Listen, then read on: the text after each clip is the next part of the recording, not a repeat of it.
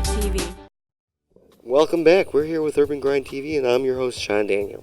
I'm standing here with one of the most influential women I've ever met, Kylie L. Zabar, the editor at the Defender, Chicago Defender, one of the most influential papers for over 110 years. 110 years, yes. We celebrated our 110th year, looking to another 110. For those out there who don't know, tell them a little bit about the Defender and their mission statement. Well, the Chicago Defender is internationally known because it played a very important role in the Great Migration, which actually had millions of blacks move from the South to the northern cities, and many of those people landed in Chicago.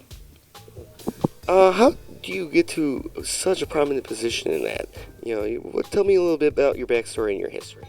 Well, one of the things that I am very, very proud of, when I returned to Chicago to, assume the position in October of 2014, I was overwhelmingly received with so much love, and wherever I would go, people would come up to me and they would say, "We're so glad you're being back," because I had been living in Los Angeles for 18 years. And I knew some of the people and some of the people I didn't. So those I didn't, I said, "Well, why are you happy I'm back?"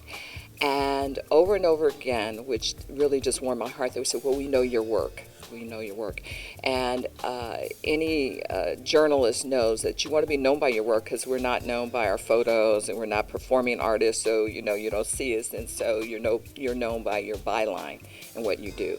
And so I think that everything that I have done prior to this, whether it was being the editor-in-chief of a Lancet magazine or the editor at Shop Talk, and being a contributor, all around in terms of a freelance writing. I've written for so many publications that people have read. So my byline is an established byline, and that's how I got here. Tell me about some of your most well-known famous stories.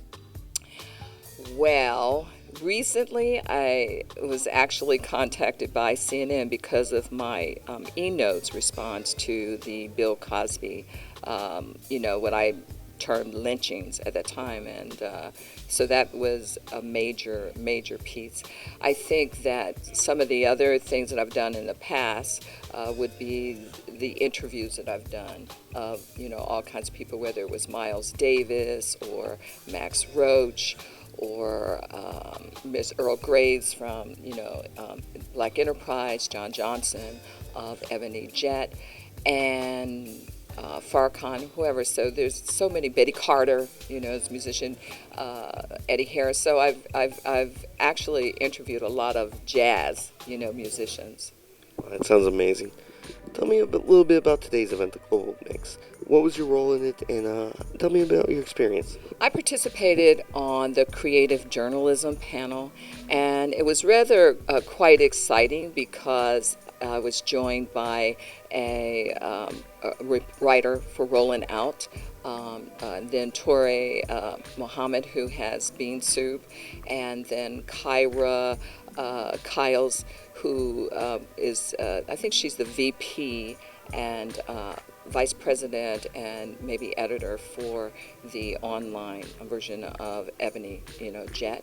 So she was our moderator, and then myself. And so each of us brought a different perspective to the discussion, and we were able to appropriately, I think, and present answers to the participants or the audience, the attendings in our audience, to the point that they were satisfied. I think that we met, with their expectations, and that's always good. Sounds great. If anyone wanted to reach out to you, find out more examples of your work or anything like that, where can they look?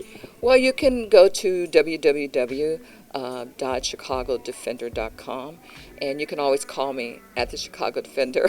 I don't want to give out my number, but it's 312-225-2400, and I will get back to you. I may not answer, be available when you call, but do leave your name, your number, and the reason for calling, and I'll get back to you. I'm the People's Editor, so I'm going to reach out.